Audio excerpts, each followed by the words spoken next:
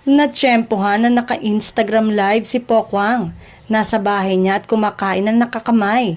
Siyempre, pinopromote ang kanyang mga produkto. Siningit nito ang tanong tungkol sa kanilang programa na In All Fairness. Sinagot naman niya ng diretso.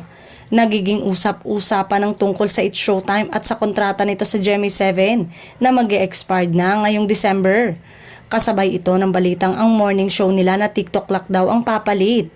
Nang tanungin si Pokwang sa reaksyon niya tungkol dito, mabilis na itinanggi niya na sinabi at wala itong katotohanan. Ayon kay Pokwang, walang ganyan, wala namang ganyan, basta kami, nagtatrabaho lang. Kung anong trabaho namin, ginagawa namin pero wala. At mahal natin ang It's Showtime, si Vice, mahal natin si Vice. At saka niya hinirit na suki niya raw sa kanyang gourmet business si Vice Ganda, na ang daming binibiling laing sa kanya.